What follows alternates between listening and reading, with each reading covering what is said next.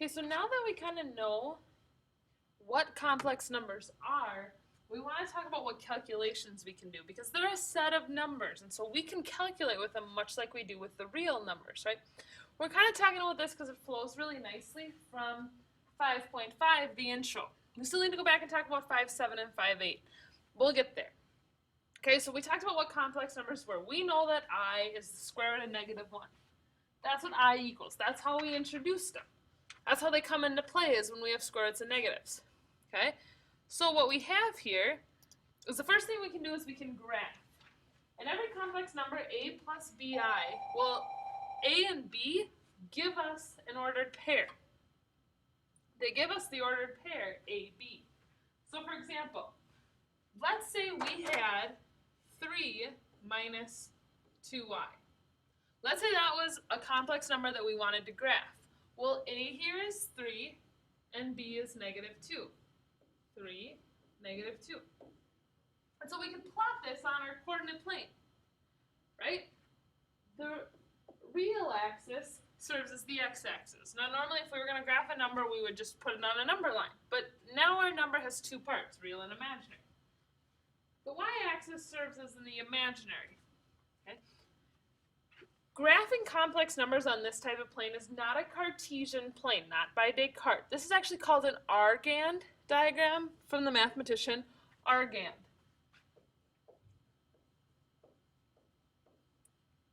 Okay? So this point has a real value at 3 and a complex value of -2.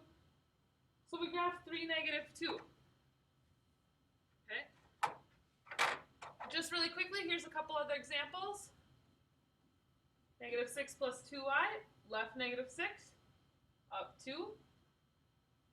If we wanted to just graph the ordered number 4, we'd plot it at 4 on the real axis. Same thing if we just wanted to graph -3i. We'd go down 3 on the imaginary axis. So we can graph all sorts of ordered pairs, or all sorts of complex numbers using this diagram, as long as we know what a is and what b is. Now, what if you saw a number written like this?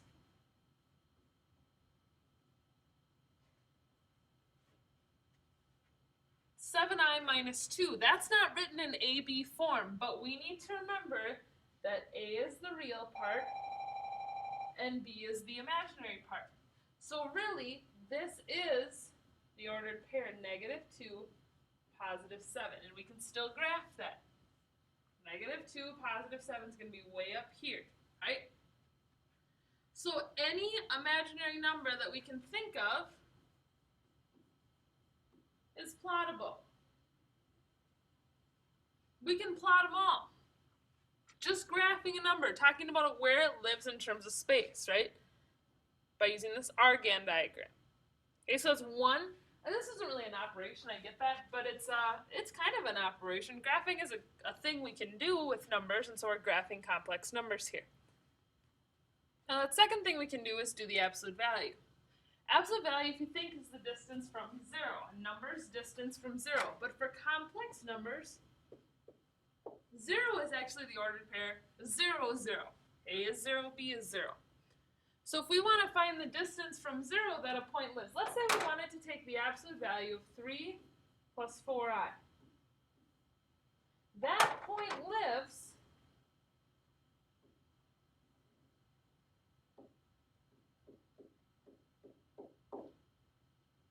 right there. 3 plus 4i lives right there, over 3 up 4. Its distance from 0 is the length of that segment. Now, fortunately for us, we got this thing called the Pythagorean theorem. It is so good. A squared plus b squared equals c squared. And so whenever we want to do the absolute value of a complex number, we're going to rely on kind of that use of the Pythagorean theorem.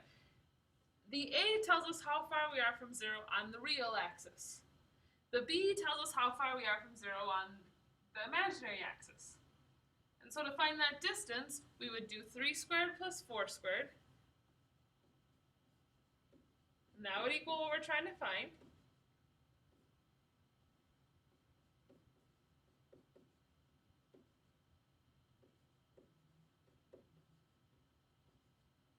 So our absolute value here is 5. Our absolute value here is 5. The length of that segment is 5. We're 5 units away from 0, 0. Okay? Now, right here, we did a squared and b squared, and that was going to tell us what we wanted. We can jump right here by just starting with the square root. So, let's look at a second example. If I wanted the absolute value of -5 plus 12i, I would start by taking the square root of a squared plus b squared. Now, some of you are going to do this wrong and it's going to drive me nuts. What I'm telling you right now is that -5 squared is a positive 25. Some of you are going to do it wrong. -5 squared, please, people, is positive 25. A negative number squared is positive. Don't make me crazy, or don't make me crazier than I already am. Square root of 169 is 13, so the absolute value here is 13. This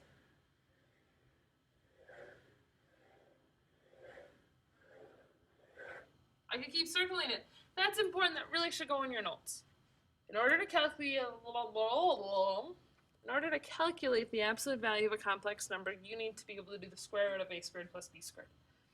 It's that good old Pythagorean theorem. That's really what you're doing there. You're finding the length of the hypotenuse of that triangle, the length of the segment from 0, 0. Okay? So absolute value is not tough. It's just different. Complex numbers are not difficult. They're different. Okay?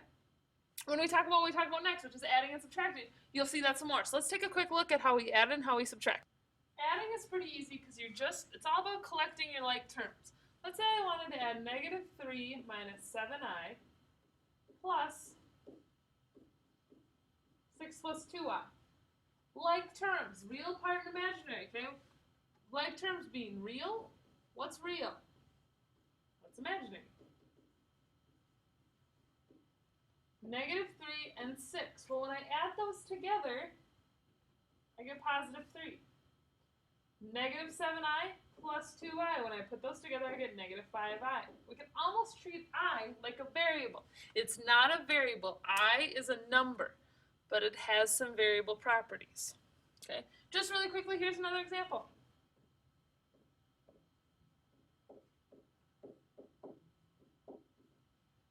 Five doesn't have a matching real part. There is no like term, so to speak.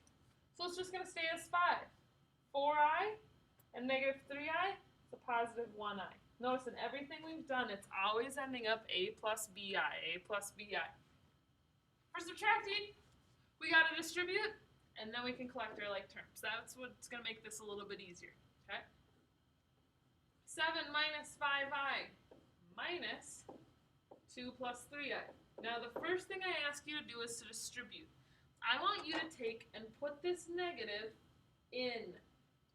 Distribute that negative in there. Now how easy is it to collect our like terms right here? Well, 7 and -2, that's positive 5, Miss Vista. Yes it is. Yes it is. -5i and -3i, that's -8i. 7 minus 5i minus 2 plus 3i is 5 minus 8i. Okay? It's a little bit different. Let's look at one other example real quick.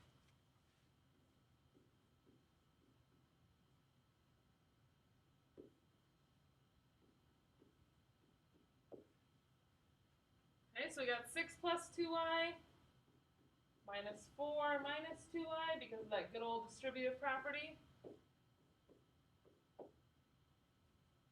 That's just 2. Kind of boring. It's just 2 because the 2i minus 2i cancel. Okay, we're going to do a lot with canceling when we get into division, which we'll do not today, but next time. Okay? Adding and subtracting, pretty easy. Subtracting, you have to remember this piece because you're subtracting every part of that complex number. I subtracted the 2 and I subtracted 3i. I subtracted the 4 and I subtracted 2i. Make sure you subtract everything. Everything must be subtracted. Don't screw that up. Okay? Two more things left to talk about. Multiplying and powers. Powers are probably one of my favorites, but unfortunately first we have to talk multiplying. Here we go. Multiplying. Use distributive property of FOIL, and it's going to depend on which ones you're multiplying, right? It's going to depend on what you're multiplying with. Let's say we're doing the good old distributive property. Let's look at an example of that. 6i times 4 minus 3i. Love it. Now, there is only one thing in front of the parentheses, so here it makes more sense to use the distributive property. So we distribute 6i times 4. Well, that's 24i. 6i times negative 3, that's negative 18i squared. Great, I squared. We haven't seen this before, but we should be able to understand what it is based on our knowledge of what squares are. As we look at this, 24i minus 18i squared. I squared. Well, I is a square root of negative 1. So the square root of negative 1 squared, well, that would just be negative 1. The square and the squared cancel. For those of you that I just lost,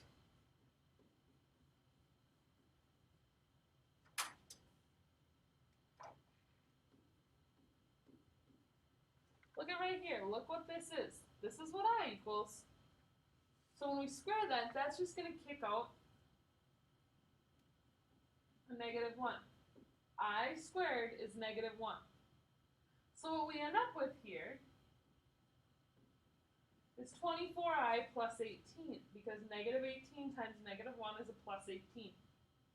Now, because we're brilliant people and we know that we're supposed to write things in terms of a plus or minus bi, of course we change it so it says 18 plus 24i. Distributive property. That's a distributive property example. Okay? Let's look at a FOIL example. Now, FOIL, remember, means first, outside, inside, last. First, outside, inside, last. Let's look at how that's going to look.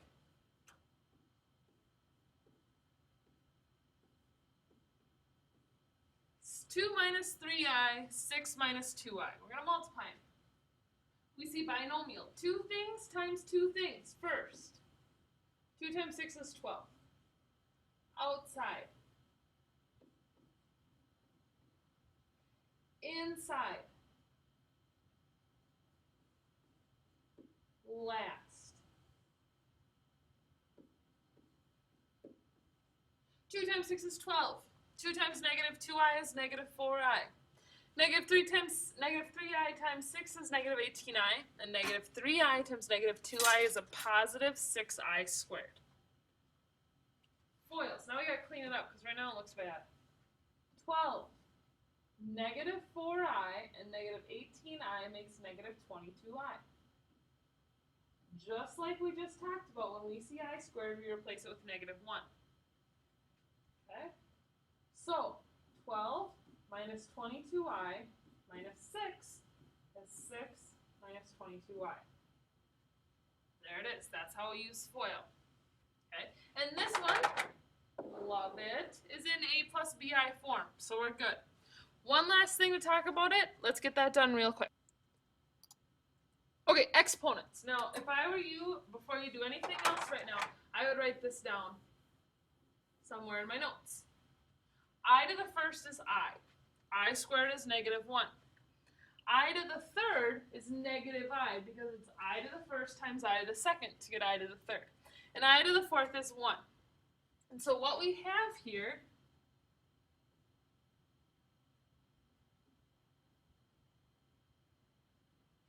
is almost like a little circle. And as we go around the circle, once we get back to that 1, the next I we add just takes us around the circle. And so we really care about multiples of 4. We're looking for multiples of 4 here, okay, and so on. I'm not going to keep writing that. We care about multiples of 4. And we can simplify it if we know what our multiples are for. I to the 17th.